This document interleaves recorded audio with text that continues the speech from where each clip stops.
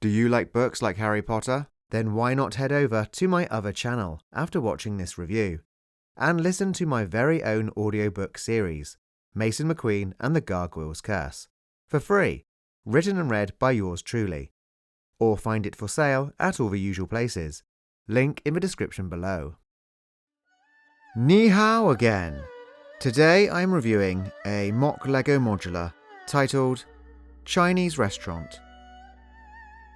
This set was created by Lego MOC designer StarMix_313 and contains 2,590 pieces. Digital instructions are available to download through rebrickable.com for free, and if stages were actual pages, then this set would come with a 1,104-page instruction booklet. This set utilises a lot of parts from the original Lego set 80113, Family Reunion Celebration, incorporating most of the mini-builds into the main modular. Firstly, there are a lot of great custom Chinese restaurant modulars out there to choose from, but what I especially loved about this particular model was the fact it was made to be placed next to the Spring Lantern Festival set from the Year of the Ox. I have also made a few minor modifications of my own, mainly to include the original stickered tiles, and built an additional floor, but I will point out anything I have changed from the instructions as I go. The first part of this build is the base and ground floor. As always, outside we get the usual street-style pavement layout, which can line up and connect to the other official Lego modulars. The front features pretty much the same original accessories like the peach bun stool and clementine tree. Around the corner we get the very attractive fish tank, the flower stool under the protection of the bright canopy, and the calligraphy set. A narrow side alleyway features a slightly broken path, and the whole walkway is bordered by the traditional Chinese-style fence and black street lamp, with added lanterns also continue the traditional theme. Entering through the trans-blue double doors, we are greeted with the reception area. This area features the same brick-built desk as the original, but I did reuse the stickered tile that once belonged behind the flower stall, just to add a splash of colour to the main entrance. Moving into the centre, there is a really pretty patterned tile floor, and a grey door leads into the kitchen. The kitchen comes with everything the chef needs to prepare delicious food, and there is also a back door, which opens up onto the side alley. The next room we come to is the restroom. The water closet features a toilet, sink and mirror, but I did change the colour of the floor from reddish brown to medium nougat, as the reddish brown seemed too dark for such a small surface area. I also swapped out some of the white brick and instead added the large wall element which originally went behind the reception desk, as I felt the restroom desperately needed some decoration. Finally, we come to a set of stairs leading up to the first floor, and I did also modify the stairs ever so slightly by incorporating a 2x4 reddish brown plate into the wall, just to give the staircase a lot more stability, as the stairs did have a tendency of easily breaking into two. On the first floor is the main dining area. The same ornate and beautiful exterior is continued around the majority of the outside, but what I like the most is this little triangular shelf, situated in the inverted corner, which provides an ideal spot to place an ornamental pot with flower. Inside, the space provides room for a large table, 6 chairs and the karaoke machine from the original. There are also 2 smaller tables and 4 chairs for a cozier and more intimate dining experience. Over on the brick wall by the stairwell, I did switch out a couple of large medium nougat 1x4x4 wall elements and instead incorporated some medium nougat snot bricks, so I could hang up a couple of stickered tiles from the original set. Once again we get another set of stairs which are the exact duplicate of the flight below, and once again I also incorporated another 2x4 reddish brown plate into the wall just to make them a lot more stable.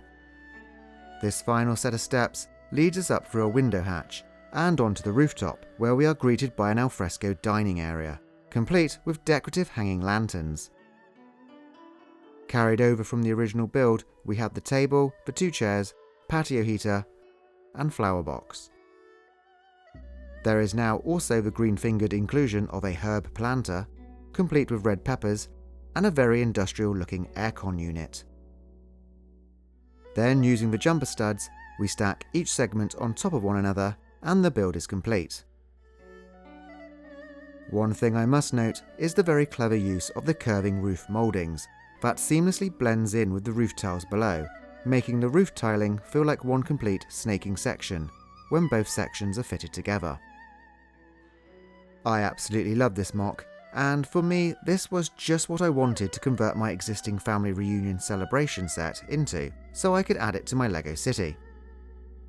While this MOC is fantastic, there was just one minor issue I had with it, and that was the overall height. It just wasn't tall enough, and it was easily dwarfed by the other modular buildings.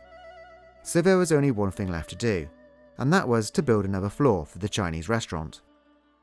Using the instructions, I repeated the building process for the first floor, with a few exceptions. Firstly, on the outside, I omitted the corner shelf with a plant pot. And on the inside, I made a tea room, and I was able to use the last two stickered tiles from the original for decoration. As I desperately didn't want it to look like I had simply duplicated and stuck another floor on top of the other, I had to do some slight rejigging to the exterior of the first floor below. As the restaurant sign was now hanging from the newly built second floor, I had to cover up the exposed corner with another sand green grill covered plate. The rows of shingle tiles had to be slightly extended in a few places, as the roof mouldings from above no longer covered them up. And finally, there was the eyesore of a problem with the inverted corner. I really didn't want the headache of trying to construct some sort of corner roof design, as the variety of dark green elements are less than plentiful, so instead I managed to knock up a very simple extended version of the original plate design, adding a dark green sloped moulding to the top. I think this works really well, finishing off the sides, and with the roof connected, it helps add a subtle uniqueness between the two duplicated floors. Overall, I am completely in love with this modular, and I can honestly say I wish this was the version of the family reunion celebration Lego had chosen to release. This is one of the most distinctive, eye-pleasing modular buildings I have built to date, but surprisingly, this is the MOC's only problem, as it doesn't really fit alongside with any of the other official Lego sets. Well, maybe the Palace Cinema, but sadly I don't have that corner modular to experiment with. Does, however, pair perfectly with the Spring Lantern Festival set. Honestly, these two sets were made for each other. The wall behind the alley completes the little park, and if you have a little Chinatown in your city or were planning to start one, then this MOC is an absolute must. All I want to do now is build some more Asian-inspired buildings, like a noodle shop, or another outdoor park section, so I can continue this beautiful Asian-inspired area. In addition of having the original family reunion set, you will need quite a few extra pieces.